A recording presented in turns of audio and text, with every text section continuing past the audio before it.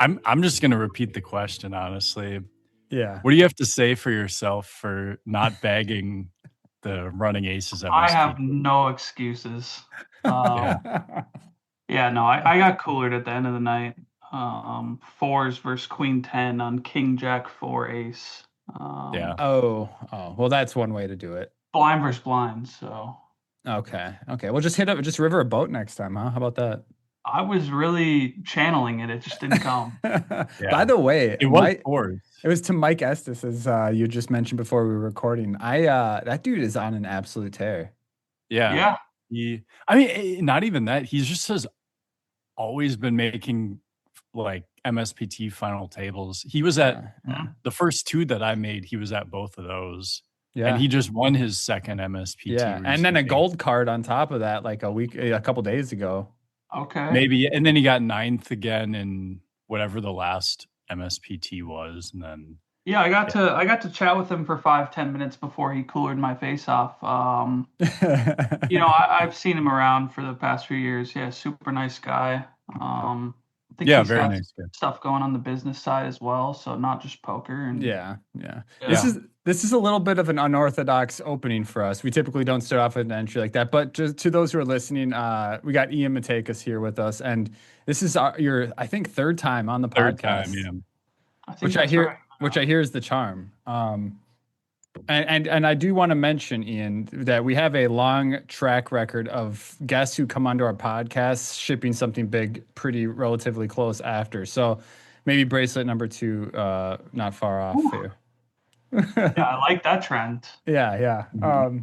So anyways, how you been? What's been going on? You've been playing an online series lately. What else is going on? Yeah, I mean, you final tabled the Venom too. Oh, for the third time as well?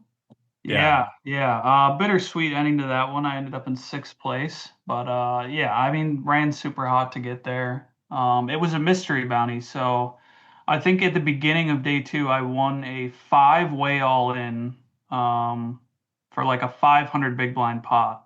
Wow. So are you kidding me? That made it a lot easier to make the final table. How much did you end up netting in bounties? I think 65, and then the payout was 115. Good for you, 65 brother. in bounties. Your ROI in the Venom has to be incredible. Yeah, I've never looked at it, but it's one tournament I'll usually not miss. So. I have a question for you actually regarding that. And today's topic, we're going to be kind of hanging on to on ICM topics. It's funny because if I remember correctly, we actually have discussed ICM with you in the past for maybe another WSOP prep. Is that right, Wes? That's right. Yeah, we talked about some like final table stack. Was it a Venom final? Stuff. Wasn't it right after another Venom final table? No, it was WSOP prep. I mean, it could have been right after the Venom too, but yeah.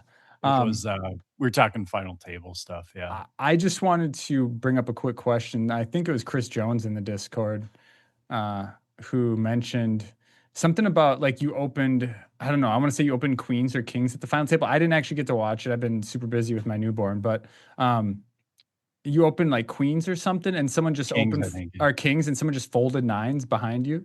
Did you know, were you aware of that? I don't know the exact history. I'm just curious if you had any more information on that. Yeah, I watched the final table back. I think I opened kings from +1. Yeah. And he folded nines in the hijack of the cutoff, maybe off 22 to 25.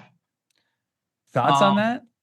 Yeah, it's weird because when you're a middling stack like that and you're covered, you don't want to play a lot of flats. So you kind of want to play this like 3-better fold strategy.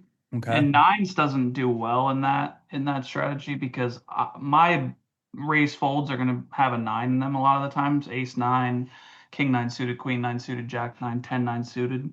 Okay. So the nines are pretty bad blocking my raise folds. So I guess you're saying that it was good then? Am I misunderstanding? Yeah, it's a good fold. Yeah, it's a good fold. Okay, and a lot of times you'll even see like tens. Also, if somebody raises EP and you're MP with tens on a final table, it's just a fold. Okay. And blocks all my raise folds. And I'm assuming that being because did he have you covered? I think I had him slightly covered. I don't. Oh, okay. So your bounty wasn't in play, and I don't think there was really a big mystery bounty left, was there? Yeah, so the bounties on the final few tables were basically irrelevant at that point. I I mean, got you. it's still a lot of money, right? 5,000, 15,000 were the bounties left, but Yeah. when the pay jumps in place are now pretty large Yeah. and the bounty is only worth maybe like a half a big blind or something, it's pretty much just you're playing normal tournament now. Okay. Yeah, I think he said that that guy actually had you covered, Mm-hmm. but if that's true about the bounties, that makes sense. And I think like that makes sense where pocket nines, it's like nines might make a good 3-bet jam, but it's like they make a terrible small 3-bet. Mm-hmm. And it's like if you're not in a spot where you can Is that jam just them. because they're more difficult to play post flop, you're saying? Well, because then like you don't want to have to call a 4-bet jam. Right. That as well. So So the dynamic at a lot of the high stakes is to when you're playing shallow, you almost just play no peels versus the 3-bet. Like you're playing like a 4-bet only strategy. Okay. Yeah, if you're deeper 50, 60, of course, you're still playing quite a few peels. But yeah, off like 30 bigs, you'll see like if you get 3-bet on a final table, you're just playing small 4-bets, jams, and folds. Okay. Okay. mhm. I think that it's funny. Maybe funny is the wrong word, but it's interesting because I feel like most of the people listening aren't familiar with those kind of strategies, right? Mm. And maybe those are some things we can dive into today. Is like, especially in these WSOP high ICM spots.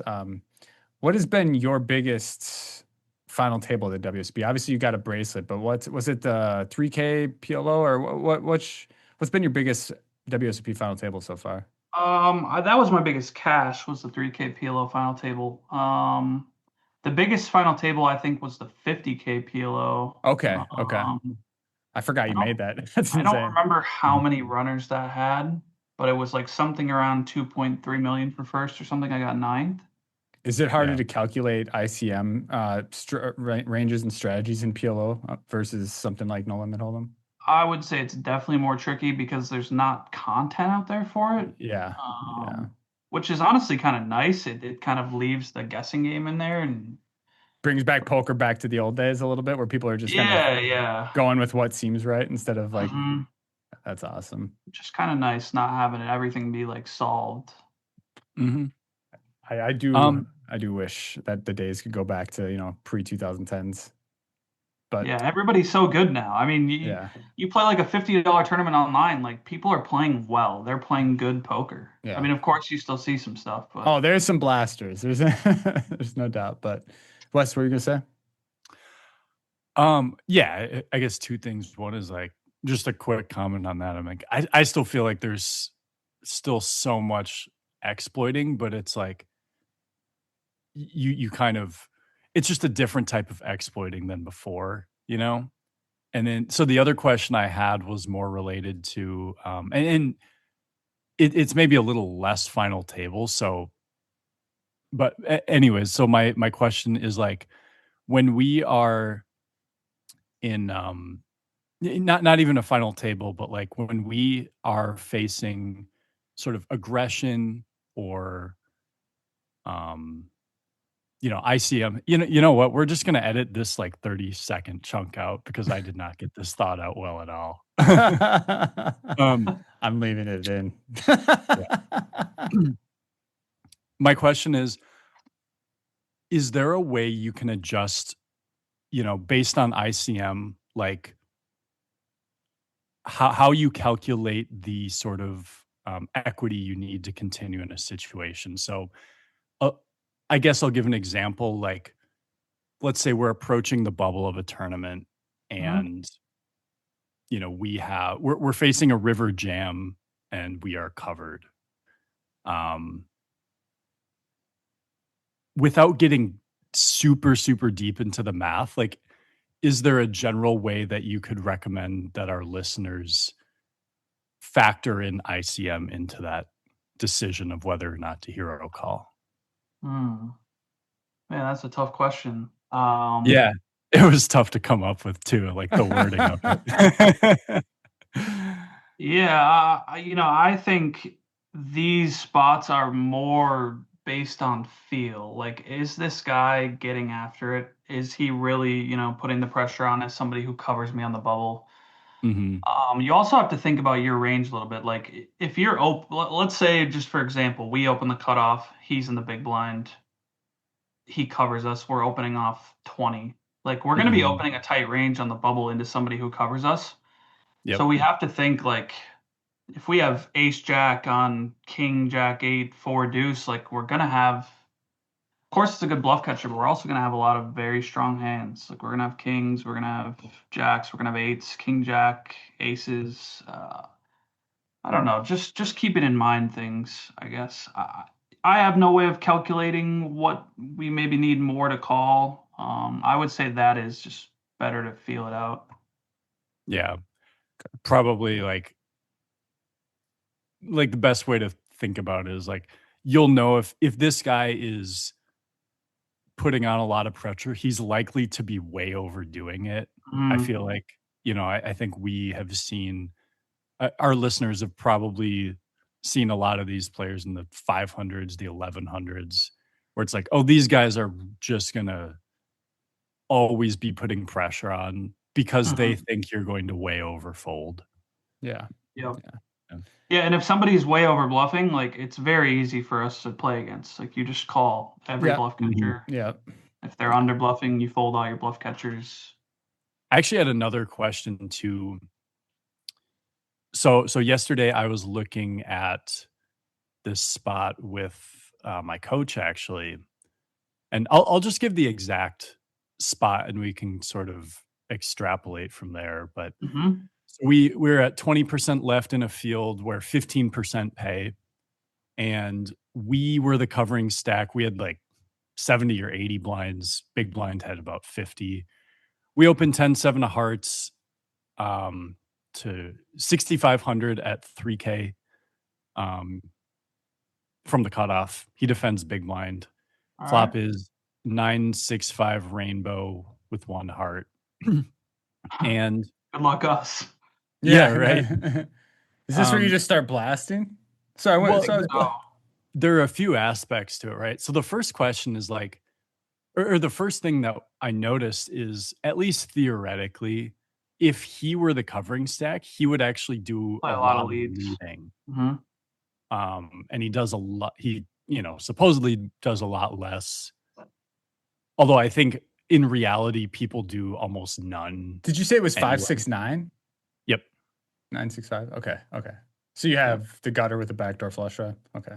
The gutter to the nutter. The gutter to the nutter. Forgive me. Yeah. I can't believe I didn't say that. Wow. I can't believe you didn't He's queued me up here. Okay. But okay, continue on. Let's hear more about this. So the pot was 17. 17-5. 17-5. Yep. Oh my God, he's more robotic than Wes is. Yeah. No, I can't believe it. He's got dunked on. So he did check, and and maybe this isn't totally ICM related, but my first thought was like, okay, this is a board I want to check a lot, but I also have 10 high, so I want to at least try and bet a size that I think can fold out king queen, for example. What are your thoughts there? And then what are your thoughts on, like, does ICM affect this? I think, I would maybe play a little tighter as the big blind here. I think the cutoff can still value bet quite wide and play a lot of c-bets here, and I would just go half pot to 2/3. Like, it's not a board we want to bet small on since we want to play a lot of checks. And we still have all the strong hands. We have 9, 6s, 5s. We have 7, 8. So it's not like he can go too ham versus our c-bet. Yeah. And this is a hand that, like, it's nice to bet because when the turn's an 8, we get to cooler all the other 7x and just play for stacks. And we can put a lot of multi-street pressure here by starting with a bet. So. Yeah. That's what I was curious, because when you mentioned, like, you're like, like, hang on, or whatever you said. Honestly, when I see this board with this hand, I'm like, well, unless the board changes a lot, I'm probably tripling this off. Okay. That's, and it's funny because this seems like a board to me where it's like, my first thought was like with Wes's, where it's like, I don't know, like I kind of want to, I have a tendency to want to check here, but we have 10 high, and it also seems like we have a gutter to nutter as well. But it seems like a great spot for us to just start blasting as well. So like it seems like both those options are viable here. And towards ICM, do we want to just start applying more of that pressure to the big blind then? Yeah. So I would check like some ace 7 and some king 7 and stuff here. Okay, that makes sense. But 10 high, we just fold out jack deuce suited and whatever. So okay, yeah, that makes sense. Just get rid of all that garbage equity. Yep. Okay. Okay. So yeah, I did bet half pot. I bet 8,500. And he actually check raised the 23. I guess this is a spot where you can still just kind of get rid of it when he does check raise, though, without having to feel bad about it, right? We're seeing a turn card. You are seeing a turn card? Yeah, gutter the nuts, overcard. Gutter to the nutter? Okay. Flush draw, backdoor flush draw. Yeah, we're seeing a turn. How you said you did half and he raised it to what, Wes? 23K. So I bet 8,500. And how much did he have behind after that? He started the hand with something like 150. Oh, okay. So there's still, implied value if we smash. Yeah. Also, he's going to end up giving up on some turns, and we can just go for a small stab and win that way as well. We don't have to get there. Yeah, that's true. I mean, we have position, which is huge. I think that's true theoretically. I'll also give the caveat of like, for one thing, we're in Texas, so they don't like to fold there. And then two is, I think the vast majority of players are going to not be bluffing as much here, and they're going to have a lot of value. So I do think there's some serious value to having the absolute nut draw here. Like when we get there, we can win the whole stack a decent amount of the time. Yeah, the bluffing thing, it was kind of annoying because I'm like, he did make it small enough where I did continue. Yeah, I mean, we're gonna have to fold on a lot of turn cards, right? But it's fine because the implied odds are definitely there, and people will throw in some bluffs here. I know it'll probably be less frequent than maybe like some super crushers, but I mean, going down the rabbit hole a little bit, say we, turned something stupid like a queen of hearts. Do we, I mean, obviously we're not folding on this turn either. Say it, but, there's a lot of uncomfortable spots when he starts betting, whatever it requires, half pot or something where he's committing himself. At this point, we're still just never putting in the rest in. We're just going to realize equity and then fold river when we brick, I'm assuming. And then if he checks a turn like that, do we then, I mean, just because we have so much equity and can fold out so much junk, do we just start blasting here as well? It's really tricky. It's really tricky because you don't want to bet fold hand with this much equity if he check raises. Yeah, and that'd be a disaster, right? So I think this hand would actually want to check the turn and just realize equity and start bluffing with like lower equity hands. And then we obviously would just have to bluff the river if he checks again. Okay. That makes sense. Yeah, I think it's disaster to bet fold the turn here, so I would just check back. Okay, that makes sense. That makes sense. Okay. And if we have, let's say 10-7 without the flush draw, we just start bluffing the turn now because we don't really care to get check raise. Okay. Do you have like a go-to way that you teach students, probably more specifically like newer players? I shouldn't say newer players, but players who don't have experience in deep ICM spots, like for hundreds of thousands of dollars. If they happen to make a $1K, $1,500 WSOP event, like what are some basic strategies that they could use or just kind of things they could think about to help them make sure that they're doing the best they can without getting too complicated? So I used to coach somebody named Anthony Scarborough. He plays quite a few of the MSPTs. I don't know if you guys know him. Yep, I do. Yeah, I know. He made I think it was a 777 WSOP final table. That was a few years ago. And I think we just hopped on the phone and talked for a little bit about what his strategy should look like. And he was, I think, the chip leader coming into the final table. Sick. So we went over kind of spots of like how wide he should be opening and also some open jam spots, because I think it was a scenario where he had like maybe 40 bigs and there was a bunch of guys with like 15. So I was like, okay, you should just be like jamming a ton. Like people are going to call super tight. And of course, when we get called, we're still going to have decent equity with a lot of these jams. Yep. Okay.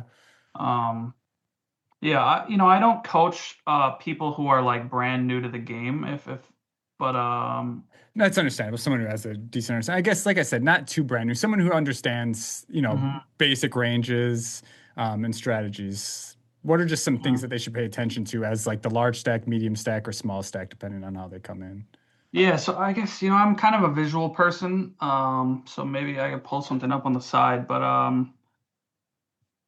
there's just a lot to pay attention to. I mean, if so on the final table, I watched it back, the Venom final table, the recent one that I was on, Yep. and the commentators thought I was opening bigger with bigger hands, which just simply wasn't true. Yeah. I was opening bigger when the button or the big blind covered me or both covered me because I want to de-incentivize them from playing pots. So I Yeah. give them a worse price to continue. That, And what I'm going to do is I'm going to open a tighter range and I'm going to open for a bigger Mhm. size. So like, of course, my big hands are also in there, yeah. and it can Yeah. look like I'm opening bigger with my bigger hands, but I would also do it with like ace jack offsuit and whatever. Let me ask you. So that actually makes a good clarification. I remember someone in the Discord mentioning that they thought, because was your bigger sizing 2.3 versus like 2.2? 2.3. Mm-hmm. I remember someone had said that that they thought the nines folded because you opened a 2.3 versus 2.2, which That, was yeah. and I'm like, but someone I mean someone who was it? Chris or someone dropped in. They're like, I doubt Ian's making that mistake, obviously, and we agree Mm-hmm. with that. So it's like it makes And sense if you though. And if you look back, anytime I covered the big blind, I was just min raising because I don't need to. He's going to play tight anyways. I don't need to de-incentivize him from playing So pots that's an anytime I ICM cover. strategy itself, is Hmm. de-incentivizing the bigger stacks by opening slightly larger. Yep. So anytime the button or like if I'm opening from early position, if the button, the big blind are both big stacks, I'm going to be opening pretty tight and I'm going to open for a bigger size. Yeah, okay. Mhm. Okay. Okay. That makes sense. And you were roughly, I mean, this doesn't, you're never at any point are you min opening here? Because these are all even at 20, 30 bigs, because I popped in a couple of times for a few hands, and I remember seeing you somewhere in like the 25 to 30 big blind range. Is that where you were most of the time? I think so. Yeah, a lot of 25 to 40. And what is your kind of strategy in these ICM spots for opening? It's not min opening, it's 2.2 to 2.3, depending on what you Um, said. yeah, it depends on like so the final table started nine-handed, so the ante's huge. It's I Uh, think 50. What's the ante? 12%. Whatever it was, it equated to 0.85 bigs in the middle okay. versus zero point 0.5. So you That actually don't really seems kind of see it. small, doesn't it? I thought it, Um, so there's oh sorry, 1.35 bigs in the middle. Oh, one. Okay. yeah, Yeah. that's what I thought as So well. 2.85 with the small blind and big blind. So there's an extra Mhm. 0.35 bigs, which sounds insignificant, but when you're looking at these spots and all the EVs are so close, This is it, where it the kind edge of makes comes it so in. people are supposed to defend much wider, but you don't really see it. Okay. Mhm. That makes sense. Um, You're supposed to open wider, you're supposed to defend wider, like just like playing a cash game with an ante, you're going to play much wider than a cash game without an ante, right? Like it makes a big difference. okay. Definitely. Um, so yeah, I feel like and what I was getting at a bit before is like a lot of times when we talk ICM, we're thinking like, pre-flop stuff and final table stuff. Hmm. And it is just very complicated. So that makes sense. But like, let's say we are like in approaching the bubble or final two or three tables. How would you suggest people slightly adjust their game? For example, the hand I gave, like that hand is supposed to be played a bit differently depending on who covers who, right? Hmm. And so talk about, let's say we are 25 players left, three tables left. We have 30 bigs, and then there are a couple stacks on our left with 10, but then the blinds each have like 60 bigs. What how much differently are we going to play? And let's say we have king queen and the flop is like jack 9 5. We open big blind defends, flop jack 9 5 or something. Hmm. We have 30 bigs. how are we gonna approach this type of situation versus a 15 blind stack or versus a 60 blind stack? Like, um, Yeah, yeah, so things what's going through? Yeah. in these like extreme ICM situations, like so stone bubble, and then like around the final two tables or final table, when you're covered, you do just a lot less c betting in general. So let's say you open EP, big blind defense covers you off 30, and it comes ace 9 5 rainbow. It's a board where in chip EV you're just going to c bet your whole range for small size. But when you're covered in an ICM situation, you have a lot of hands that don't really want to see bet and get check raised and be put in a tough spot. Now, I would say for people playing mid stakes against big blinds who are not going to be attacking this spot with like maybe they're check raising some bottom pair and stuff, I would still maybe just see bet everything. I think that's an important caveat because, again, we're not playing, these high roller final tables where people are study beyond belief, especially deep, in these 1500s where you'll see a ton of recreationals at the final table. If you look at how I would play like a $500 tournament live poker versus how I would play like a 1K online, there's going to be massive differences in how I'm playing. It's just constant exploit in some of these live. Like I'm playing, I'm folding a lot more versus three bets because people don't three bet bluffs as much. Like I'm using bigger sizes when I have it because I don't think people are going to notice. You don't have to balance, Yeah, you don't have to balance. Yeah. But yeah, I mean, let's say another situation, you open EP in the cutoff chip leader flats, like you're just going to do a ton of checking out of position. You don't have many hands that want to start just like piling money in. So it's just going to kind of look like you're playing very passive and then they're stabbing a ton for small because they can. Okay. Yeah. Okay. So maybe let's flip that first situation around. So you said like in these 500 or 1K live fields, we maybe should play close to chip EV because people aren't going to really go after us. Let's say we are the player with 60 big blinds. We defend the big blind and we'll go with that ace 9 5 flop. Player C bet. What are the hands we are supposed to take as the covering stack here with like 2 tables left? As bluffs? As bluffs, yeah. Yeah, you're gonna take some like bottom pair. So like 5-4 suited comes to mind right away. You have, backdoor straight draw, backdoor flush draw, and then you block like fives. So a set of fives for him, and you block ace 5 suited potentially depending on your suit.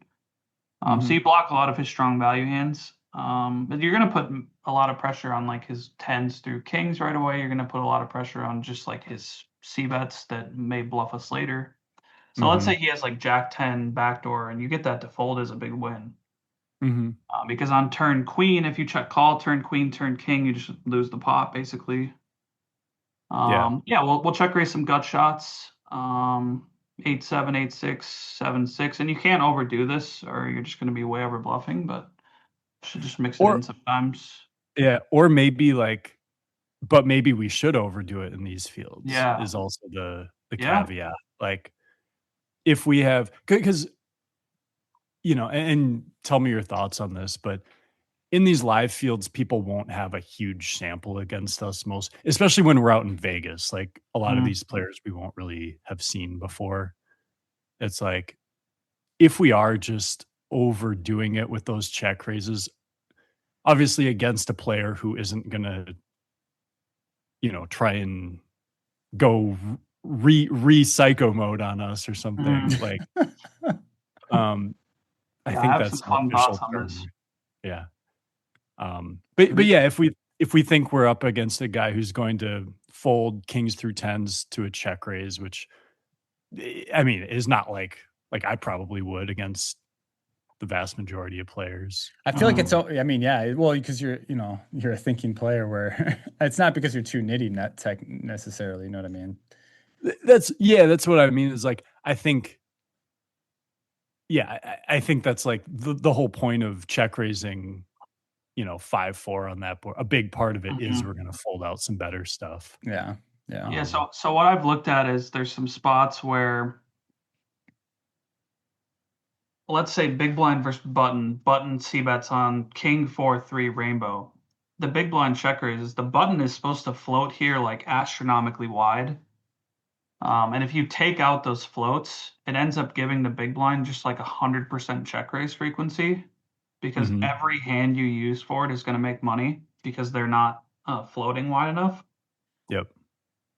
So that's like an exploit I've looked at, and I'm not actually doing it with my whole range. Like I'm going to be like a little more selective than that. But then what you see is since they call the flop so tight, now you just check everything on the turn because they didn't have enough floats on the flop that you can bluff on the turn. So they just have like a king or most of the time. Yeah. Yeah, I think that's great. It's like if you think something is going to work more often than it should, you should like fully lean into that.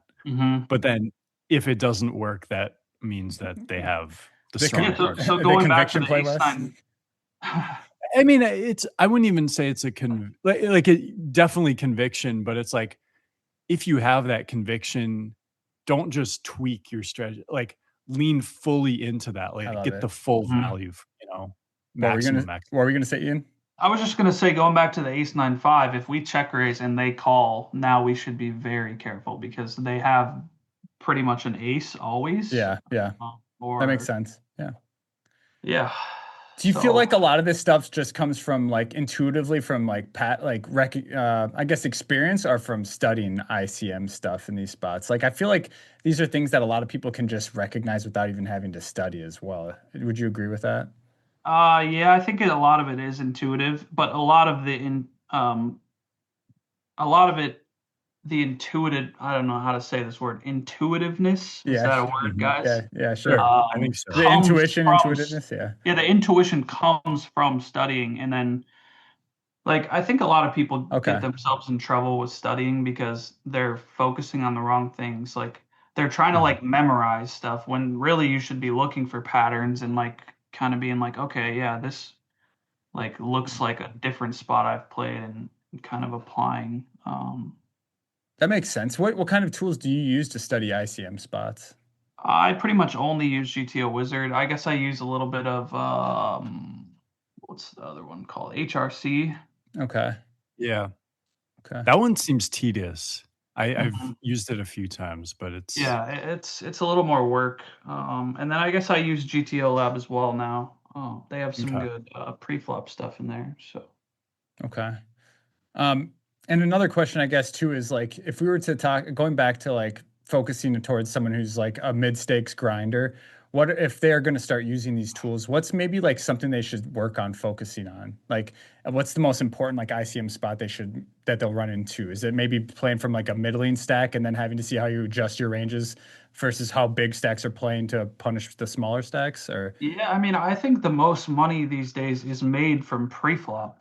Because if you think about being deep in a tournament, the average stack is typically like 30 bigs, right? So yeah. You're going to be playing this 12 to 30 big blind stack very often, and you should know how to reshove and what depths you should be open shoving off versus min raising, and how wide you should min raise for value. So like a common mistake you'll see in like these mid stakes is if you're the cutoff with ace jack suited and 13 bigs, people are just ripping, but you generate a lot of EV by just like min raising a hand like that because then the small blind will shove some stuff that'll fold versus your jam, and the big blind will shove some, and the big blind will defend some stuff that you do well against. Okay. And people, I think a lot of times are just scared because they don't want people to realize the equity, but they're just burning money by doing that. Yeah, again, like jacks off like 15 bigs from EP, you'll see just people rip that at 500 or something. We'll see it off of 25 bigs sometimes. Yeah, I know, no doubt. Yeah. But like you said, like we crush so many hands that we'll be willing to put chips in the pot. Why are we trying to burn all those hands out? Yeah, I would say pre-flop is almost the most important to be looking at since the majority of your play is 10 to 30 bigs deep in a tournament. What is what's been your deepest run in the main so far, Ian? In the main, I've never made the money. That's all three of us. Holy shit! Yeah, we've donated a lot of bullets. How many entries you got in that? How many years? I think 5. Okay, I'm on 5 as well, I think. And Yeah. Wes is 4, I Okay. think. So I'm the leader here. I'm only minus 40K in the main. So. Yeah, Well, I think it was last year, or the year before, I came into day 2 with like 12,000, and I spun it up to like 350, and then oh no. lost a huge pot. Mm, mm. Yeah, I vaguely remember that for you. I feel like, ever since you won Player of the Year too, and you can correct me if I'm wrong, but you sit down at these tables and everybody recognize you too. Do people ever try and play back at you because of that? I definitely feel like it's tougher to get away with stuff now that people recognize me a little more. Yeah, Yeah. especially if I'm in the room where the banner is. Yeah, just sitting I under call it. that the no bluffing room, and then I'll bluff on the other side. The Yeah. no bluffing room. That's incredible. And what I know Wes is going out there with it for a pretty big schedule, and I think you had mentioned I feel like we talked and you said you were playing like you were. I don't remember if I heard you say this to someone else like through an interview or what it might have been. I don't remember if we talked about this, but you are planning on trying to play again for another title, right? Another Player of the Year title. Well, I'm planning on going out from the beginning, and then I'm just gonna see how I'm feeling, how I'm Easy enough. playing, if Yeah. I'm enjoying it. How much I miss my wonderful fiance who's in the Yeah. background, 2 rooms over. Yeah. Yeah. Mhm. Say that loud enough. Make sure. Yeah. So yeah, we'll see. I'll probably for sure make at least a couple trips back home. And who knows? We're getting married in October, so it would be nice to be home for some of the summer. Okay. Okay. Hi, fiance. I see her in the reflection of the picture in your Mhm. background. Oh, okay. Yeah.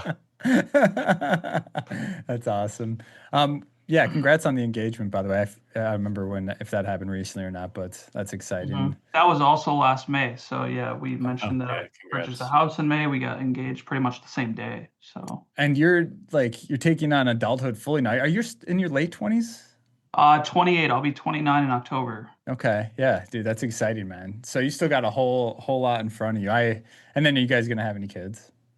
Yeah. Yep. Okay. That's the So plan. my questions have totally changed since I've become a dad. And I know this is a poker Yeah. podcast, but I Mhm. bring up it's just weird. My life is, I talk about my baby so much now that's a lot of my No, conversation. it's okay.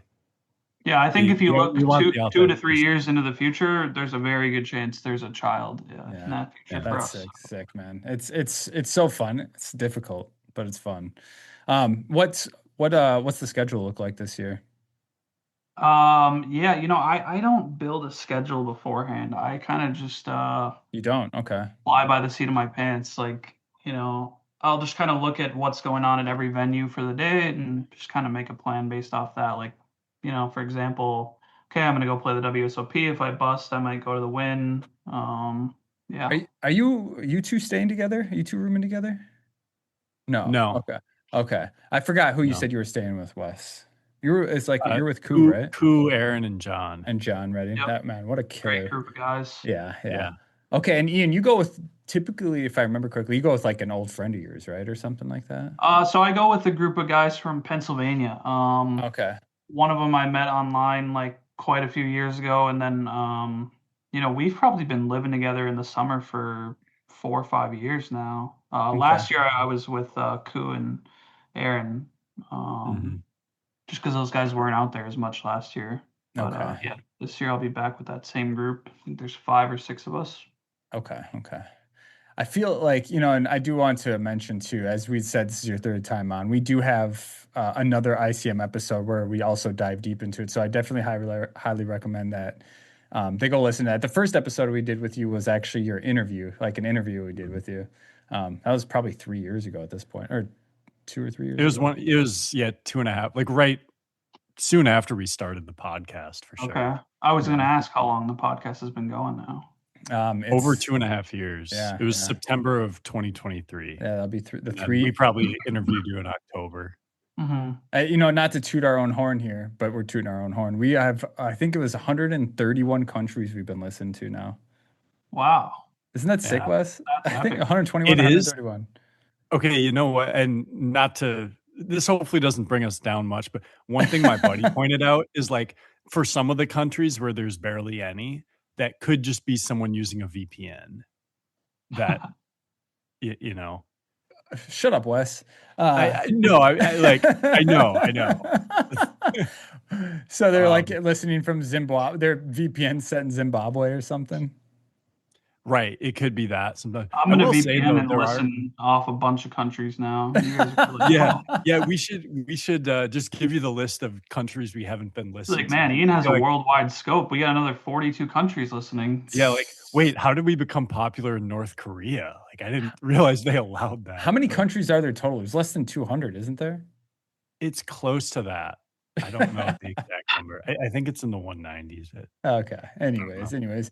Ian, what would you notice the difference between, like, say, a Minnesota final table, or an MSPT final table for that matter, versus like a WSOP final table? Are they going to be pretty similar? I mean, it just depends on the buy-in level, right? Let's assume same buy-in level as MSPT. So let's just assume 1100 or 1K. Yeah, it's somewhere between, under 3K for sure. I think it'll be fairly similar. You're more likely to see like a crusher on a WSOP final table, just because everybody plays those 1Ks, whereas the MSPTs, not everybody's playing those. Yeah. Or traveling for them necessarily. Yeah. Yeah, you'll see more like local, Minnesota, Wisconsin, Iowa, of course, on those final tables. Well, and that's what we prefer. I'd rather see a farmer at my MSPT, at my final table than some Brazilian. You know what I mean? Yeah, right. Are you, speaking of MSPT? Are you playing? You're still, what city are you? Oh, well, you don't have to tell me that. But are you playing the MSPT this week? At Aces at all? There's an MSPT at Aces this week? Yeah, there's a 1K it's a today. 500. There's a 500. There's a 1K today and then a 500 over the weekend. Yeah, there's a 1K today. There's a 1K running Aces today. Yeah, and then there's a 500, and then there's a 500 at like a multi-flight also this weekend. Yeah, I didn't know that. Yeah. It's a new thing that MSPT is doing. He's like, shit, do I got to get out of here? Yeah, I guess I'll have to take a look. Yeah, I always have to miss Firekeepers, which is coming up because I do a yearly camping trip. Okay. So, dude, that's, I mean, with how much poker you play, you got to take a break, especially when you're going to be gone all summer to go camping. I do one in May right before we go to the WSOP as well. Actually, I'm taking off this year because of the kid, but we'll get back into the mix next year. I love that stuff. It's such a good mental refresher before you go sit in a casino for 12 hours a day as well. Yeah, it's awesome. Yeah, we just do like a long weekend. We'll be there Thursday to leave Sunday morning. So. Okay. Nice. Are you gonna play any high rollers this year, like 25K plus? Yeah, I'll be in there. You are? Okay. It always depends how things go, right? If I'm getting killed, I'm less likely to play some of the higher stuff, but or maybe I'm more likely to play some of the higher stuff. I'm getting killed. Who knows? But yeah, for sure. Is there an event you're looking forward to most at this point? Besides anything PLO, I'm always looking forward to. That's funny. So you've kind of, I mean, I know you've been a PLO killer for a long time now. Is that your game of choice then? Obviously. Yeah. So I guess most people don't know. I mostly play PLO cash these days. I don't play a lot of tournaments anymore. Anytime there's like the Venom going on or a series going on, and I really like to dig deep into the WSOP. Of course, I'm grinding during that time, but yeah, I'm primarily playing like PLO cash these days. Online, live? Mostly online, yeah. Okay. And what stakes? Yeah. Anywhere from 10, 20 to as high as 200, 400. Holy Jesus Christ. Dude, I want to go I want to go sweat that. That's sick. How do you handle swings like that? That's crazy. It's funny because you were just like, and here's something I want to hang on to for a moment. It's like I used to be just a young grinder playing these few $100 tournaments, and you've grinded your way all the way up to this. Is kind of a young grinder. I mean, no, he's a seasoned veteran though, and my point is that you started not anywhere near that, and you worked your way up to that. And I think that's inspiring to people who want to, if they really truly take the right path and work hard, that they can get there as well. Yeah. So I totally cut you off though. Where were we at? Oh yeah, 200, 400. How do you hang on to those what's a swing like that? Like how much could you lose in a 200, 400 session? So I'll say the 200, 400 game is what's called a no rat hole game. So it actually plays a little bit 20 smaller. bigs, right? It's 10 bigs. 10 bigs, okay. And so you can build a big stack at that table and make sure it doesn't reset. But in general, people are playing shallower than like, most cash games you just buy in for 100 bigs. Yeah. So it plays smaller than a 200, 400 game. It's still a big game, don't get me wrong.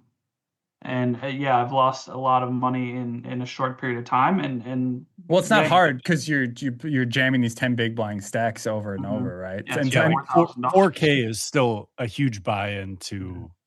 I mean, like, I've never played for that much I guess one time in a cash game, but those are rat hole games are actually really fun. I used to play like a very much smaller version of that, and I Yeah. loved it. It's funny how much your strategy changes after a few double ups, though.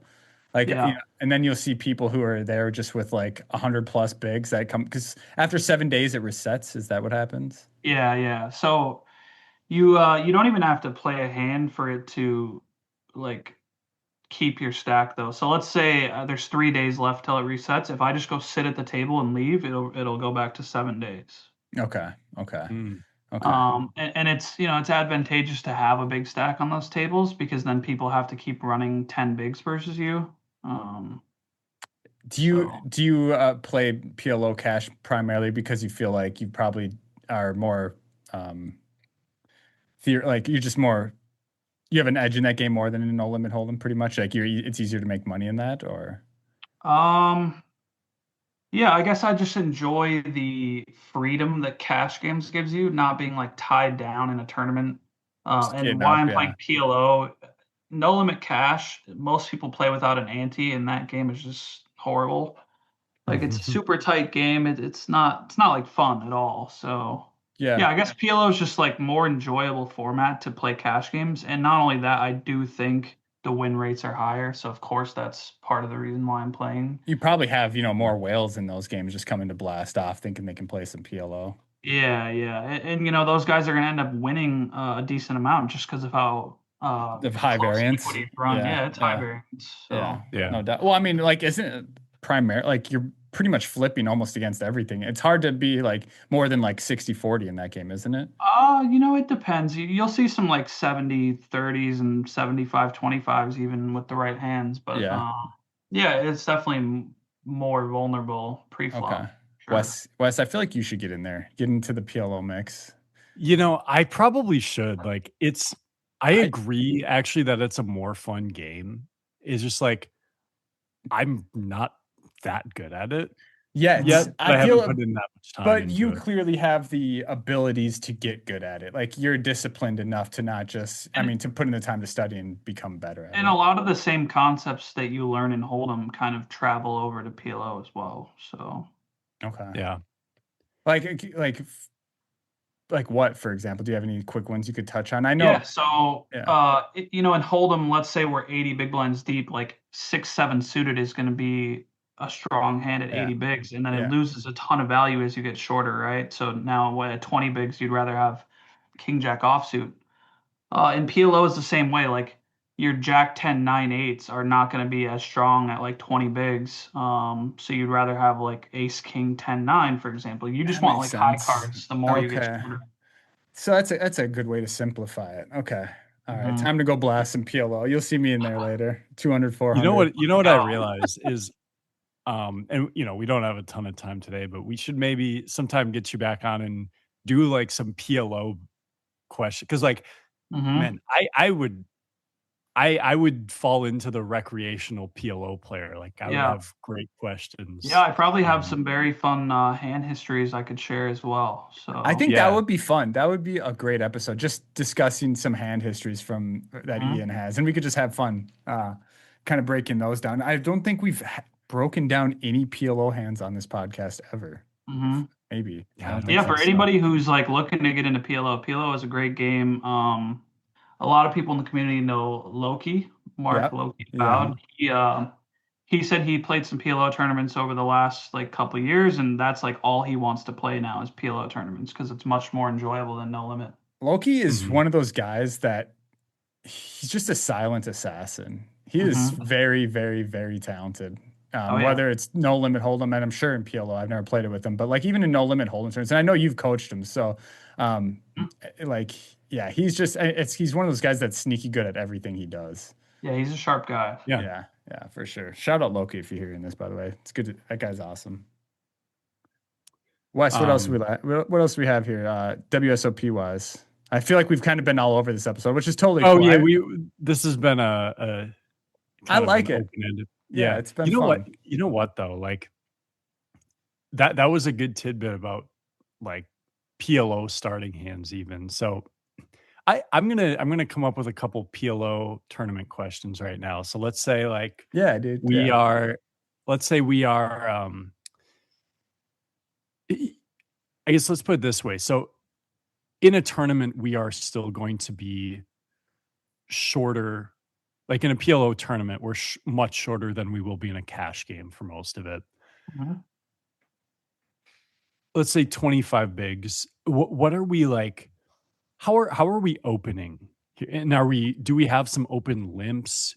Do we change our raise sizes when we're 100 bigs deep versus 25? Like, I want to jump in here before and just say, like, I feel like we do have a lot more limps, and please correct me if you think that's wrong, but I feel like limping is a lot more prevalent in PLO. Max told me he limped under the gun in a Hold'em tournament recently. He just gives me this hand history asking about the river, and I'm like, hang on. I had aces, obviously. You have limps? You started limping? Like, you become a father and you just become the middle-aged dad range now? Like, oh God, it was rightfully so. This guy flops a set of fours or whatever it was and just gets wrecked by 5-3-0 and gets stacked. I did. So. Yeah, that was awesome. Thanks, Wes. Thanks for that.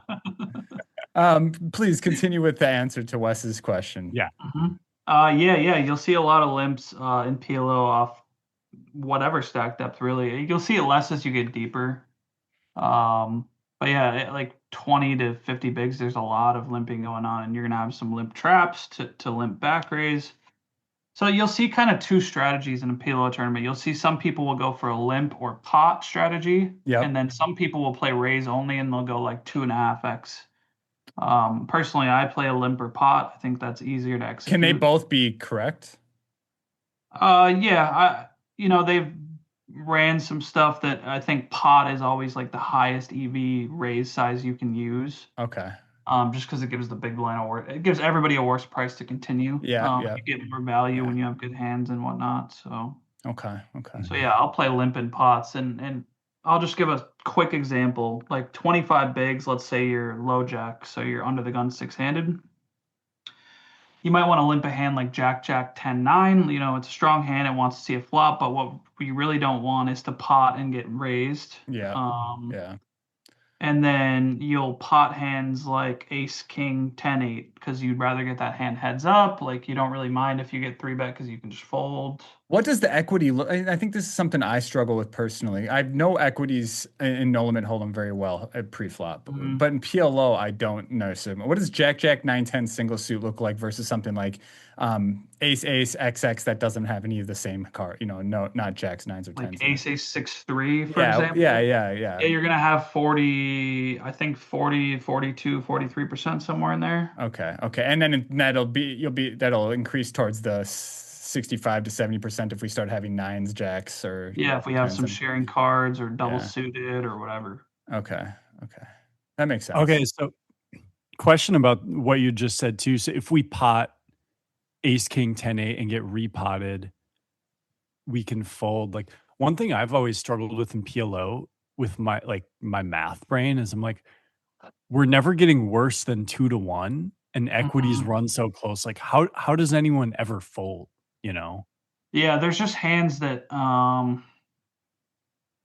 if they were going to 3-bet a range that looks like mostly aces and mostly like Ace King, like Ace King 10-8's doing pretty poorly versus that. So even though equities in general run close, you're going to be crushed by a hand like that. So but it's also I feel like a lot of people don't pot unless they especially in these shitty stakes I play with, it's so easy to put someone on aces in that game. So you can then totally take advantage of them. Like you can call because you can just run them over on boards like 6, 7, 8s or anything that's semi-connected.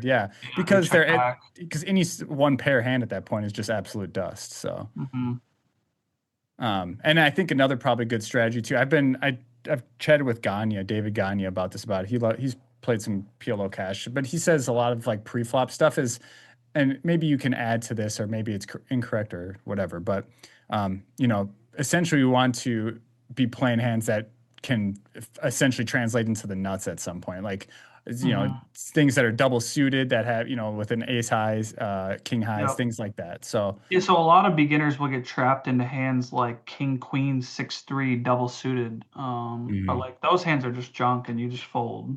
okay. I mean, unless you're like the button, right? Then you still will open that. But I'm trash. Yeah. I was just thinking, Max, you and I should play some heads up PLO because that would be fun. Yeah, I got a PLO trophy and you don't, so Yeah, bitch.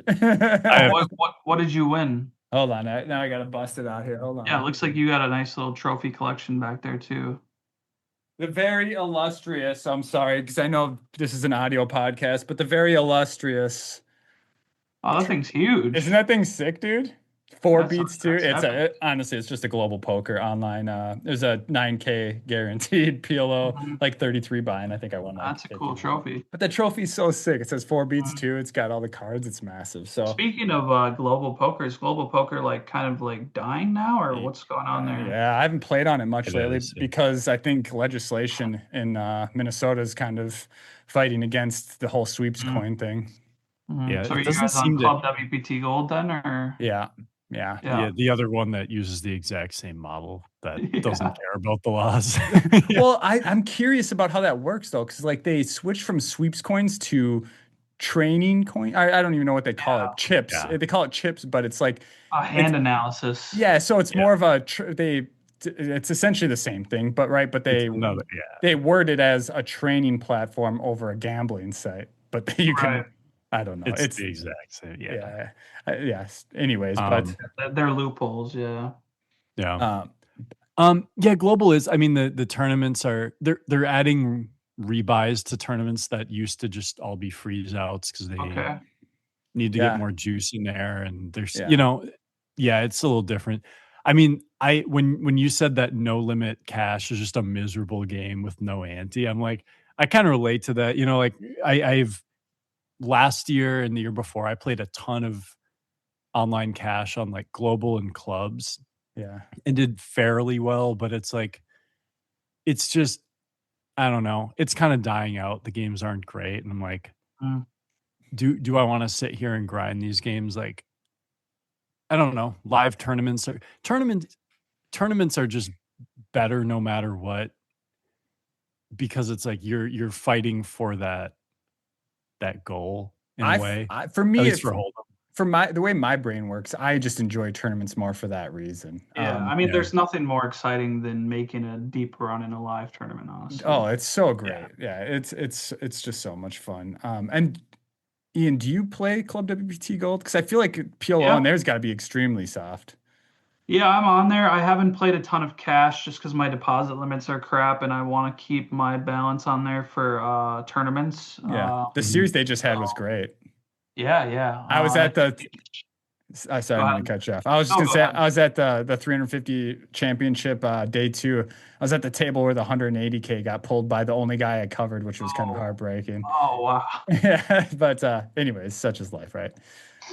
What were you saying? I didn't mean to cut you off. No, I was just saying they've got some great tournaments on there. It took me longer to get on there than it should have, but people just kept telling me like, dude, you like these tournaments are unbelievable. They really are. Yeah, even at 218 million, I think last Sunday, and it got probably. I was in for like 5 or in that thing or something, 6. Yeah. Dude, I've lost so much money on that site. Like I'm doing so badly on there. It's insane. Yeah, I've never withdrawn on there, so really? I've only deposited. I did. I had a nice stretch of cash, like playing higher stakes cash, then had a not as good streak. But yeah, tournaments I haven't won a tournament on. I don't think I finished top 3 in a tournament on there yet. I'm really good at getting seconds on there. Wes was watching me. Wes, I mean, you have had some really good. Yeah, I've had a few 2 or 3 10 to 12K scores. Nothing great, but nothing terrible. But anyways, last week I was in the 218-70K on there. I just thought this was super funny to share with you, Wes. I was like, it was like 2 a.m. And I'm like, Wes, I'm at the final table. There's 218. It's got 18K up top. Come check it out. So he watches me get it all the way down to heads up. And I'm up against this guy. I think I had 25 bigs to his like 160. Wes, was that something like that? Roughly, yeah. Yeah, and then we fought it. I fought it all the way back up to 85 bigs to his 81 bigs, and he was so pissed that he just started open jamming every hand. And this is in a 218 with 18K up top. I couldn't believe it. Yeah, the heads up match is probably 5 or 6K or something. I mean, it was let's see, 12, yeah. 6 to 7K, yeah. Yeah. And he just was launching every hand 80K. I ended up losing, which was very after fighting it Yeah, up. you called him off with kings and he had deuces. And So he just open jammed 81 bigs with deuces. Just not even just open ripped it. And I was like, oh, what snap. Yeah, and that was that. So fun stuff. Yeah, you see some stuff on there. It's the Wild West. That's why I just don't understand why Wes can't hit a score on there. I'm just kidding. Yeah, I can't do it. No, I'm a live. It's only live. I get the. You do. I mean, you kill it live for sure. Yeah, I was looking because I have had this frustration online where in big tournaments I feel like I finish when I make a deep run in a big tournament. It's like 8th to 13th place. It's like I'm getting all these almost big scores. Yeah. But then I thought about it live, and it's like of the 10 times I've made the redraw, like the 27 player redraw in a live 1100, 7 of those 10 times I've finished top 4. Like, so that's like insane run good on the live side. So well, and the live side's usually more up top than these other ones you're playing anyways, right? They're bigger overall. Yeah. Correct. I mean, yeah, I'm not playing online 1100s. So no, I mean, I think I've run well in poker tournaments as a whole. I mean, for sure. Yeah. Absolutely. I'm so excited to watch you guys play the WSOP this summer. It's a sweat from home. I won't be playing too much, as I mentioned before. I was going to ask if you're able to go out for something. Nothing much. If I do, it'll either be a week for the monster or a week for the main. Leaning towards the main right now, but yeah, just during year 1 of baby, it's just too hard, right? Got to make sure the wife is covered, and he's smiling, laughing. So like we finally got past the potato stage to personality stage, which has helped a ton. The potato stage. Yeah, we've had some of the same chats about when we have kids and what it's going to kind of look like for at least for me. It does. I mean, you have to make sacrifices. End of story, right? It's just the way it is. So that is good for your online cash. Like that online cash gives you the most flexibility, where it's like we just stick the baby right in my lap. It's truly it's great. I don't recommend playing tournaments with a baby in your lap. Yeah, because when you can't take a second to sit out, and they start screaming in your ear. It's been fair to say I've punted 1 or 2 stacks with a screaming baby in my ear. I'm just to get out of the tournament, just so I can be like, take it. Just launch. I'm like, all right, I've had enough of playing poker. Just launch. Hit the launch button. Shut it down for the day. Yeah, I want to see that. I promise. I hope we're at the same table sometime, and then you like time out one hand, and then the very next hand you're just launch. Play us in our meetup game, and you'll see that same thing without a baby involved. Yeah. By the way, shout out to Huge Erection. The guy who won the meetup game last night. His name was Hugh. His name on the board was Hugh G Erection. Reaction. Yeah. Reaction. Yeah. That's great. Yeah, good stuff. Ian, dude, thank you again for coming on. A couple things I've asked out there. This is episode number 4 of the WSOP prep, if I remember correctly, right? Is that right, Wes? We've asked, and this is more tailored towards me and my curiosity, but what are your favorite restaurants out there as we start to wrap up here? That's a good question. Me and the boys like to hit up Sushi Neko. If you guys have been to that. Man, what's another one? I don't know, man. There's a lot of good restaurants. The food out there is just the best. It's one of my favorite things that going to the WSOP is getting to explore some stuff. Wes, was that you that I had that tomahawk steak with that we spent like $80 with on the one time? Dude, that was, oh my God. Maybe it's like $120 or something, but I think we credit card roulette. Probably lost credit card roulette. Yeah. And I think you bought it for me, so I guess it didn't hurt so bad. But good. Yeah. Do you guys play credit card roulette out there, Ian, with your boys? We do, yeah. We flip for all the dinners. Yeah, it's so nice, isn't it? Until you lose. It is, yeah. I mean, if you got 6 guys, you're only gonna have to pay 15, 16% of the time. Yeah, it's a jackpot, right? It's It's gonna great. sting when you do. It hurts when you lose the big ones, though. Yeah, I feel That's like the Wes thing is is the king at that.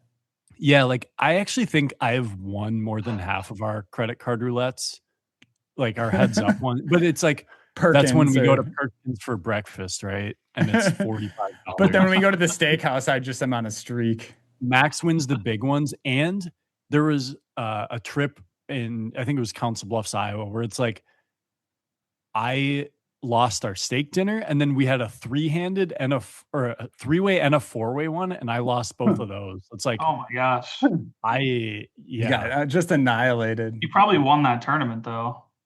I Whatever actually you did. won.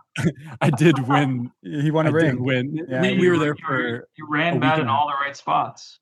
Yeah. No, that I won. was a sick trip. Wes and I took like 25K each out of a circuit series, which was sick. Yeah. Oh. Yeah, it was pretty nice. So it was.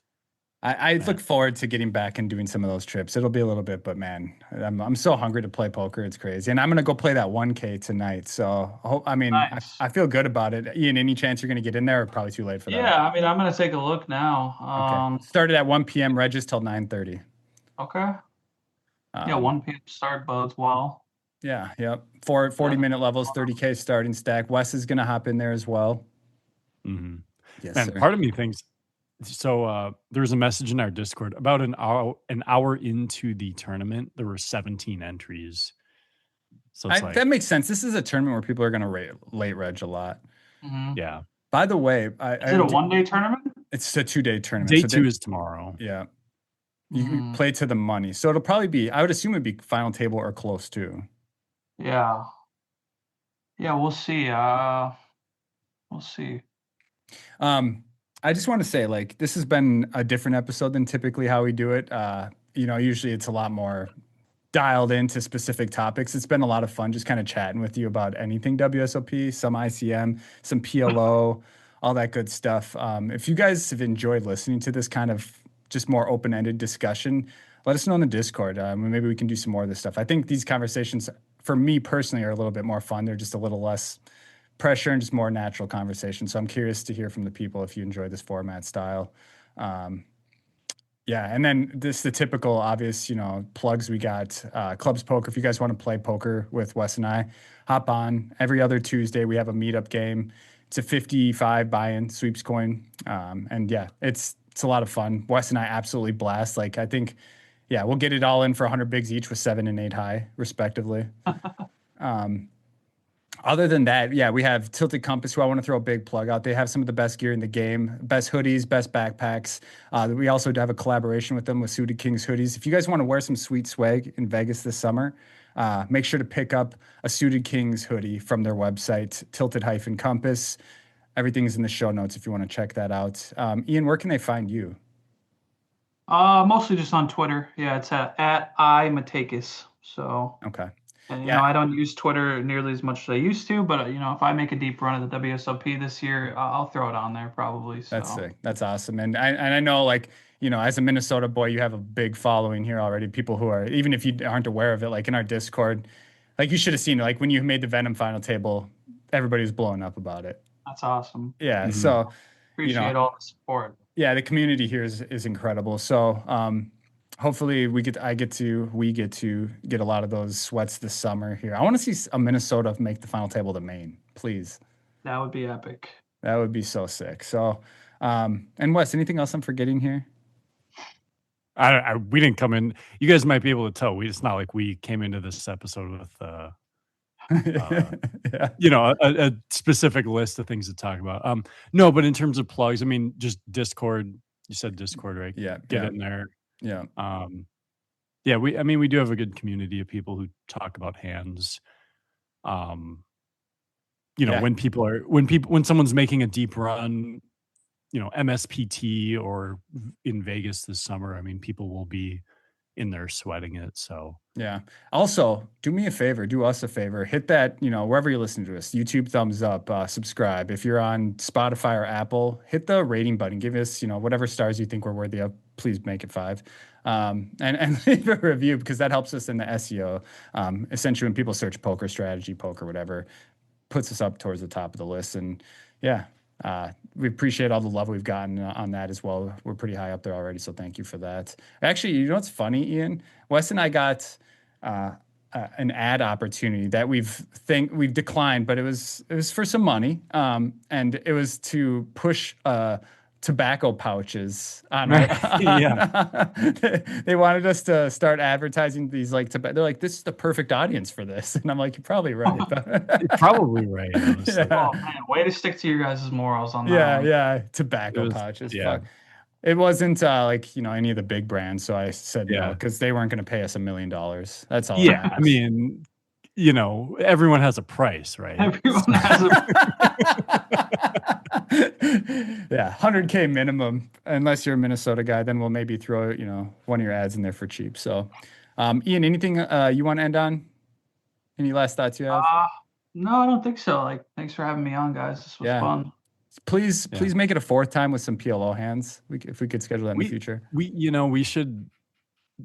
Who knows what we'll be talking about post WSOP, but like, it would be fun to do a little PLO series. Mm-hmm. I don't, Max. I don't know if you and I could pull that off. We might have to have Ian have a couple other people on too. Wes, do I have to remind you I have a trophy? You do. You actually do. You do, because that's not gonna be the first thing on my mind. That's all I'm gonna say. I'm obviously a fish in PLO, but I'll send you guys some fun high stakes hands. I think that would be super cool. Great. And like I said, Ian, you now have the podcast run good behind you. So go take advantage of that. And I guess we'll see you soon. Guys, thanks for listening, and catch you next week's episode.